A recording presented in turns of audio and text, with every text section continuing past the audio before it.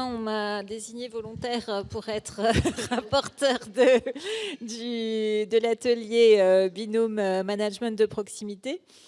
Ce binôme chef de service et cadre de santé est essentiel, on l'a dit et redit, pour la mise en place de la démarche participative.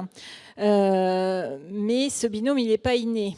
Donc, le cadre fait le choix du management en changeant sa posture de devenir d'infirmier, infirmière à cadre. Le médecin, lui, ne choisit pas de faire du management. Souvent, il est très mal formé à ça. Donc, l'importance de faire des formations à la démarche participative. Si vous voulez en savoir plus, et du coup, cette rencontre de ces deux fonctions a vraiment l'objectif d'améliorer la prise en charge des patients, améliorer le climat de l'équipe pour favoriser la qualité de vie au travail. Mais ça, c'est possible s'ils ont la même ligne managériale. Alors, on a pas mal échangé sur est-ce possible de se choisir pour avoir cette ligne managériale commune. Alors, c'est dans l'idéal. Ça serait bien de pouvoir se choisir. Mais souvent, dans la vraie vie, ce n'est pas toujours possible. Donc, quand ce n'est pas possible, est-ce qu'il faut aussi réfléchir aux conditions et à cet accueil, cette rencontre, enfin, tout ce dont on a aussi parlé dans les autres ateliers. Et ces temps d'échange indispensables dès le départ pour réfléchir à ce qu'on peut s'apporter mutuellement, à ce que le cadre peut apporter sa méthode, le médecin peut apporter son expertise clinique. Et le cadre a besoin aussi de s'imprégner de la spécificité du service, de s'impliquer et de donner du sens, du coup, de comprendre ce qui se passe dans l'équipe et dans les soins pour pouvoir participer au projet du service.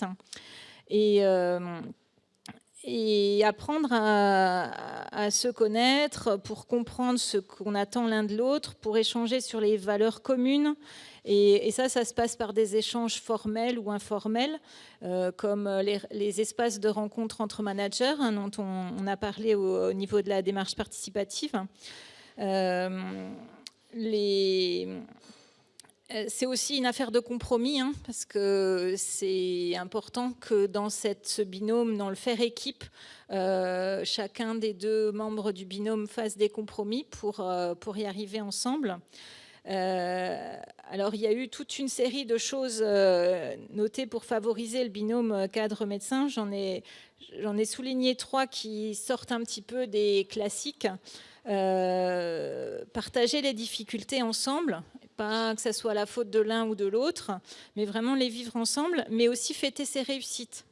Et dans l'accueil des nouveaux arrivants, également le faire ensemble pour justement d'emblée que les nouveaux arrivants puissent être accueillis par ce binôme et connaître aussi ces deux personnes essentielles dans le service. Alors, on a aussi souligné que les cadres était la fonction où il y avait le plus gros turnover souvent dans les services, donc ce qui montre une souffrance pour beaucoup. Alors, quand le binôme n'est pas matche pas ensemble, ça peut être effectivement salutaire de changer de service et de trouver un autre binôme.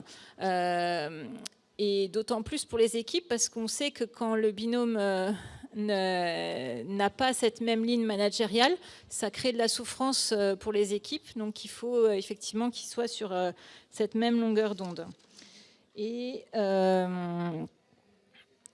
donc, pour terminer, pour avoir justement ces bénéfices sur la qualité des soins et les conditions de travail.